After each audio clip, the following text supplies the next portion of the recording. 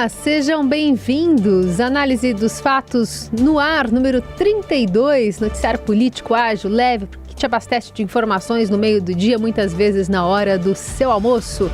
Tudo bem, Felipe? Como vai? Salve, salve, Carol, equipe da Eldorado FM, melhores ouvintes, sempre um prazer falar com vocês aqui no nosso programa de segunda a sexta às 13 horas, a análise dos fatos, que fica disponível logo em seguida nas plataformas de podcast, e vamos com tudo, Carol. Vamos aos destaques desta terça, 25 de abril. No Parlamento de Portugal, o presidente Lula é vaiado e aplaudido, critica extremismo e condena a invasão da Ucrânia pela Rússia.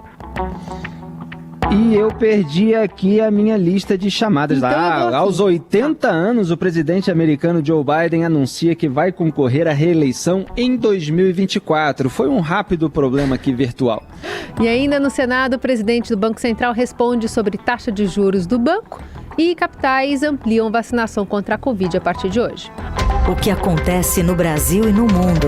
Análise dos fatos.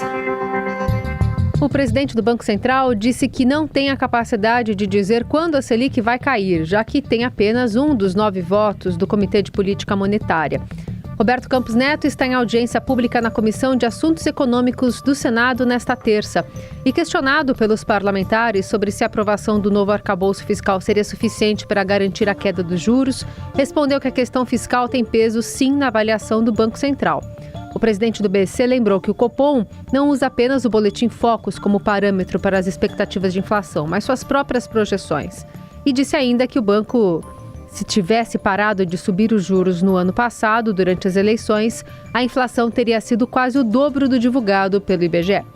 O que teria acontecido se o Banco Central não tivesse feito esse movimento? O Banco Central chegou no ano de eleição e falou, não vou parar de subir os juros, mesmo entendendo que era necessário. Bom, se isso fosse feito, a gente teria tido uma inflação de 10% ao invés de 5,8%. E aí, hoje, para a gente controlar a inflação e a expectativa do ano que vem, que seria muito mais alta do que os 10%, a gente teria que estar com juros de 18,75%.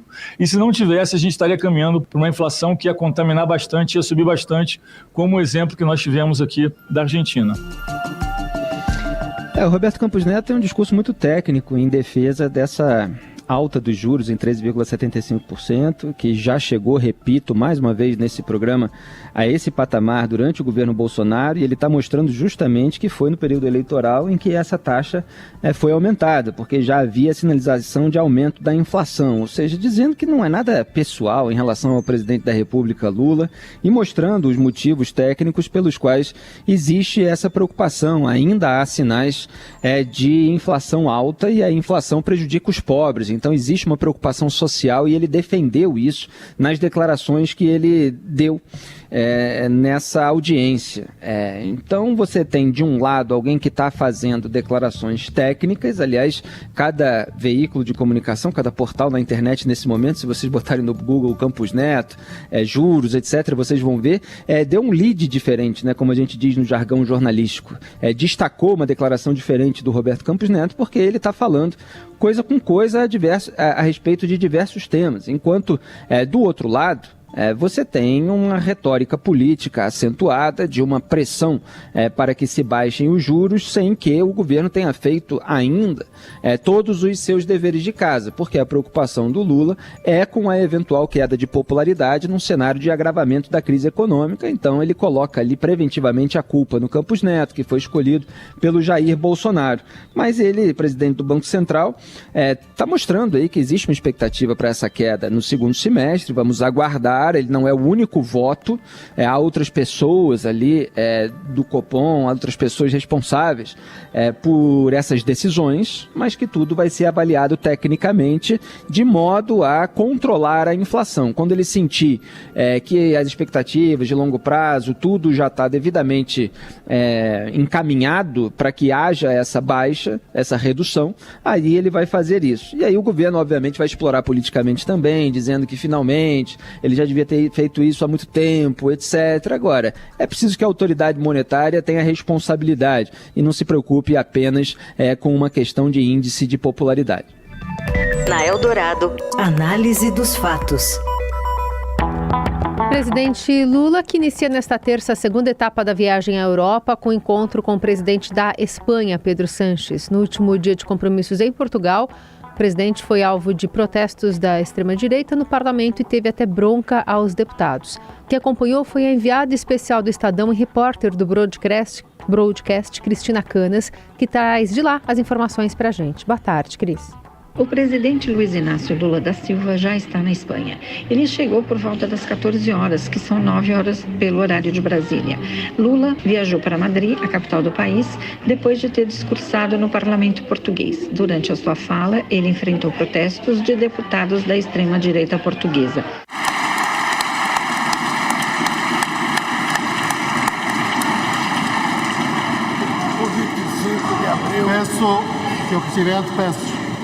Os senhores deputados que querem permanecer na sessão plenária têm de se portar com a urbanidade, a cortesia, a educação que é exigida a qualquer representante do povo português. Chega de insultos, chega de degradarem as instituições, chega de porem vergonha no nome de Portugal. A visita do presidente à Assembleia Portuguesa foi um convite do governo, mas desagradou boa parte dos deputados, principalmente por ter coincidido com as festividades da Revolução dos Cravos, que no dia 25 de abril de 1974 colocou fim à ditadura fascista portuguesa. No seu pronunciamento, Lula relembrou fatos históricos de Brasil e de Portugal e ressaltou a força da democracia nas duas nações. O presidente também reiterou suas últimas declarações sobre a guerra da Ucrânia, quando amenizou o tom e disse que não iguala os dois países. Mas Lula insistiu que o papel do Brasil é buscar a paz. O presidente também lembrou sua vontade de viabilizar o acordo entre o Mercosul e a União Europeia e ressaltou a importância e a sua disposição de trabalhar pela proteção ambiental. Disse que o Brasil está pronto para colaborar com o mundo na transição energética e destacou a importância de questões sociais e da diversidade de gênero e raça. Enquanto o presidente Lula enfrentava os protestos dos deputados de direita dentro do parlamento, do lado de fora havia duas manifestações, uma a favor e outra contra a sua visita a Lisboa. De comum, nas duas havia o fato de que a maioria dos manifestantes era brasileira. Apesar de bastante barulho, os dois grupos mantiveram a calma e tudo transcorreu com muita tranquilidade. Olha, a visita do Lula a Portugal ela vai ficar marcada para sempre com aquela declaração que eu explorei no artigo que eu até recomendei ontem aqui no programa, que eu publiquei no Estadão, que é de que ele nunca igualou os dois países, a Rússia e a Ucrânia, que é uma mentira. Até no Twitter o pessoal brincou porque houve ali uma correção feita pela própria plataforma citando declarações anteriores do Lula. Então o Lula de Portugal, ele negou o Lula da China, o Lula dos Emirados Árabes, o Lula do Brasil e o Lula da revista Time, como eu coloquei no meu artigo. Então, assim, foi um momento de negacionismo de si próprio, né? Que, aliás, é o título, negacionista de si próprio. Agora, em relação a protestos, evidentemente, parlamentares de cada país têm absoluto direito de protestar contra autoridades que foram convidadas para falar no país. É claro que as pessoas podem avaliar o grau de respeito, de insulto, etc. Agora que eles têm a oportunidade de protestar, eles têm. O que não se deve nunca fazer é impedir as pessoas de falar, é avacalhar o encontro de uma maneira que a autoridade estrangeira não possa ouvir. Eu gostaria, por exemplo, que os parlamentares brasileiros, se houvesse o discurso de determinados líderes internacionais que têm um grande esqueleto no armário, vamos dizer assim, no jargão popular, que tem toda uma história suja, que eles sejam criticados. Então, cada um faz a sua análise em relação ao tom da crítica. É claro que há tons ali duros. Agora, eu preciso constatar que a imprensa brasileira muitas vezes repercute agências internacionais já chamando de extrema-direita, toda direita nos outros países, né? E eu discordo com a devida vênia, evidentemente, inclusive de colegas, em relação a isso. O extremismo é algo que eu tenho muito cuidado em usar e eu deixo para aquelas pessoas que têm mais ações violentas ou que pregam descaradamente algo que seja absolutamente criminoso, né? E não é isso que eu vejo, embora discorde da maneira como defendem determinadas pautas e até de determinados pontos, de lideranças como André Ventura, por exemplo, deputado desse partido de direita, o Chega, o português. Por que eles acabam levando esse rótulo? Porque eles têm uma posição que boa parte da imprensa e da esquerda, e existe muito esquerdismo na imprensa, chama de anti-imigração. Só que quando você vai ver as declarações, não é que eles são contra a imigração, não é que eles são contra imigrantes, é que eles defendem maior controle, triagem, tem uma preocupação com a segurança, está entrando criminoso junto com pessoas de bem, então como é que a gente faz? Isso foi uma discussão muito grande nas migrações europeias, quer dizer, a gente deixa entrar todo mundo, aí depois o que faz com pessoas que eventualmente cometem um atentado terrorista? Significa que todo mundo é terrorista, todo mundo é criminoso? Claro que não, essa é a generalização idiota que é usada para distorcer os comentários de rivais e para demonizá-los.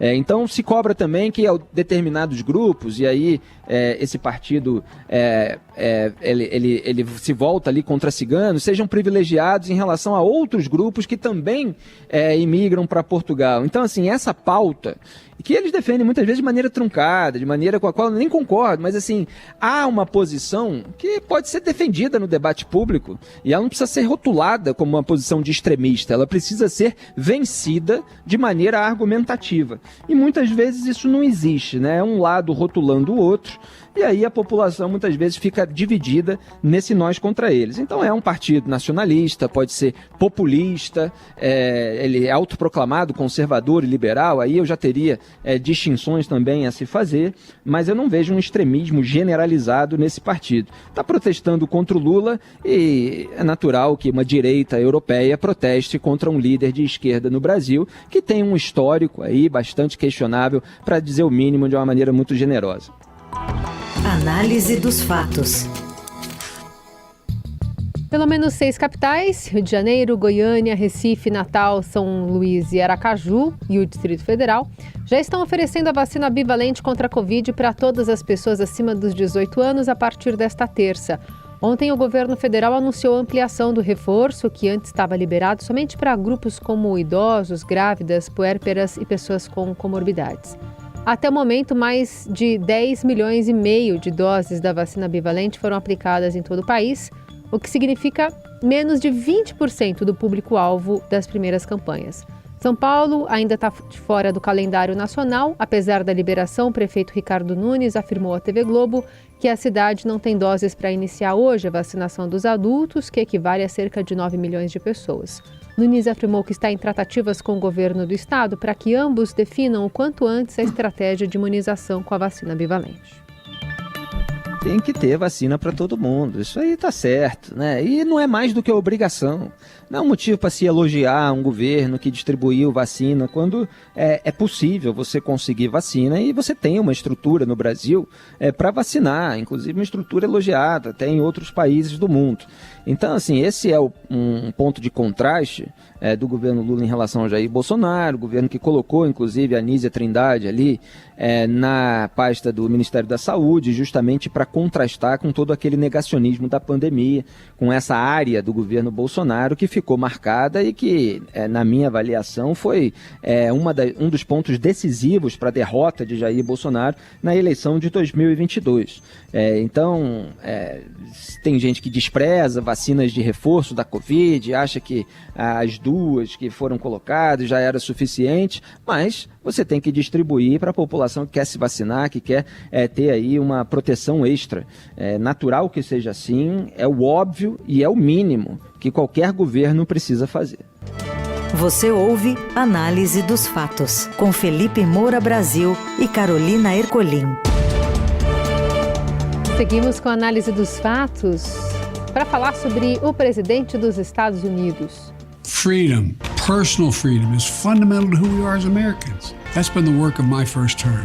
To fight for our democracy, to protect our rights, to make sure that everyone in this country is treated equally and that everyone is given a fair shot. Joe Biden anunciou que tentará a reeleição pelo Partido Democrata nas eleições presidenciais americanas de 2024 em um vídeo postado online nesta terça, instando os eleitores a deixá-lo terminar este trabalho e revivendo a possibilidade de um novo duelo com o presidente Donald Trump.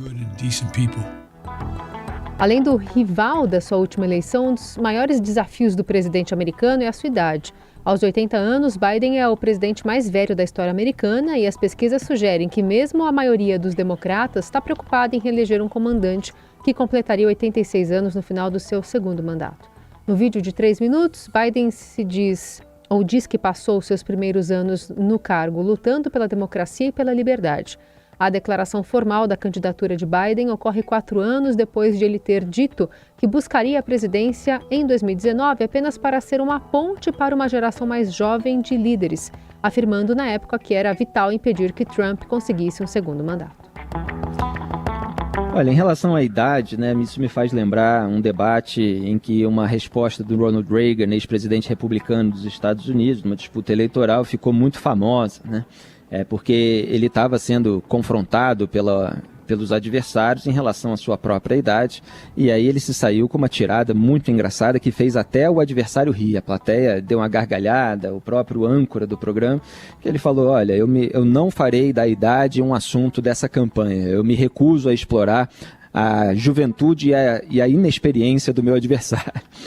Então, assim, o Ronald Reagan era muito sagaz, era muito rápido, mesmo com a idade avançada. Não é o caso do Joe Biden. Então, isso acaba sendo explorado em relação a ele, porque muitas vezes quando ele está dando discurso, ele acaba esquecendo onde ele estava, ele tem aquele branco, ele tem atos falhos, etc. Então, é um elemento aí a ser explorado por Donald Trump, que não tem a menor escrúpulo, não tem a menor pudor, a menor cerimônia, né, para ser assim mais generoso, em explorar esse tipo de ponto em relação ao adversário.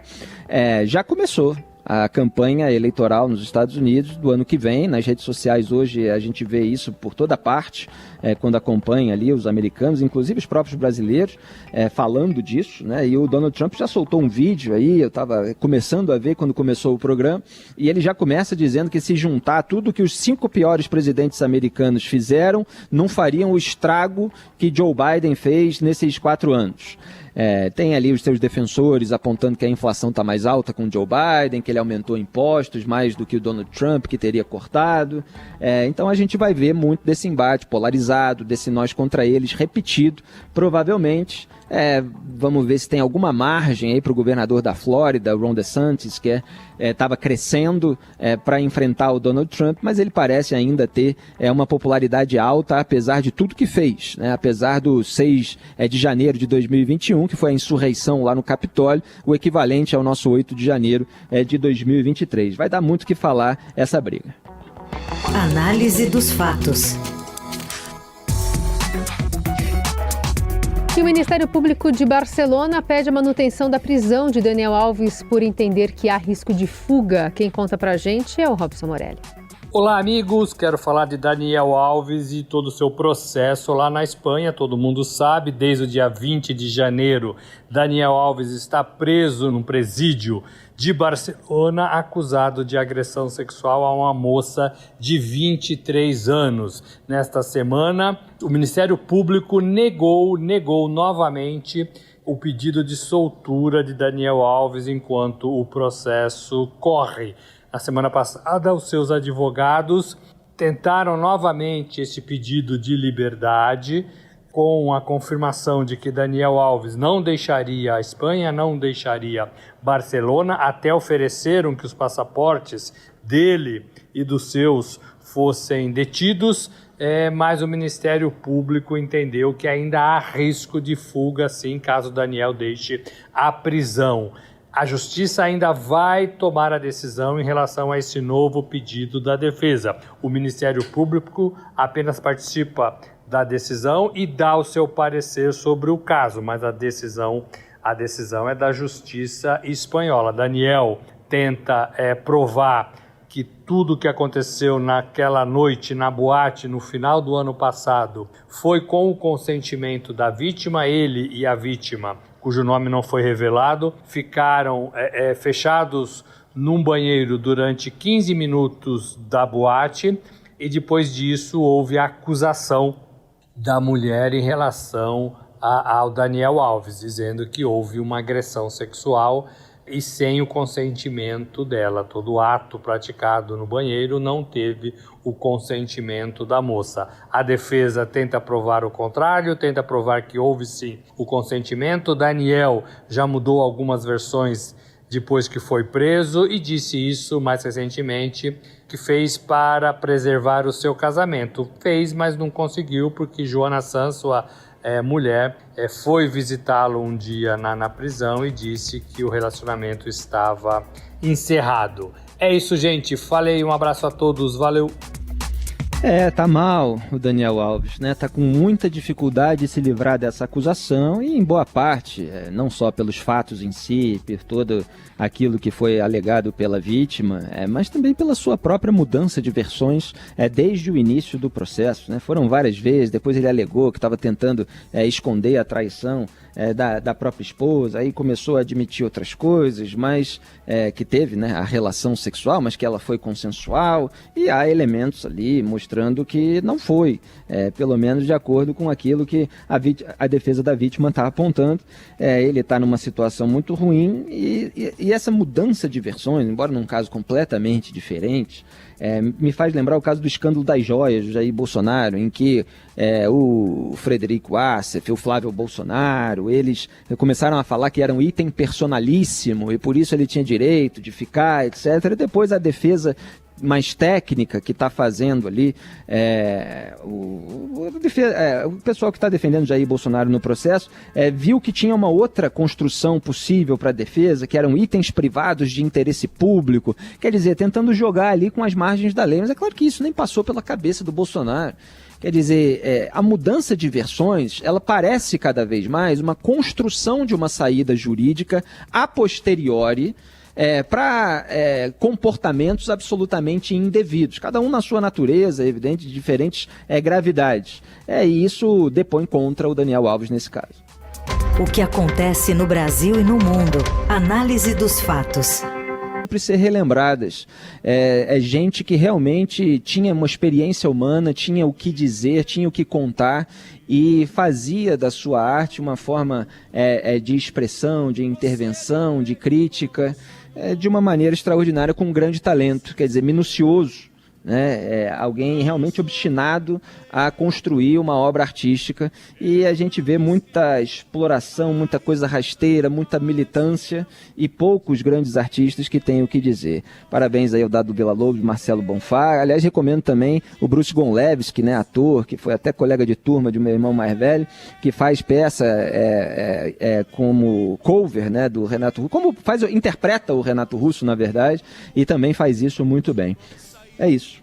Mas não temos mais dinheiro, os meus amigos todos estão... Então é assim que a gente encerra também esse Análise dos Fatos, edição desta terça-feira, com produção, edição e coordenação de Laís Gotardo. Trabalhos técnicos de Moacir Biasi, e o comando da mesa de som é de Carlos Amaral. Que delícia encerrar assim, com músicas boas nesse cenário político nem sempre bom, aliás, muitas vezes ruim. Até amanhã, Carol e todos, um grande abraço. Até!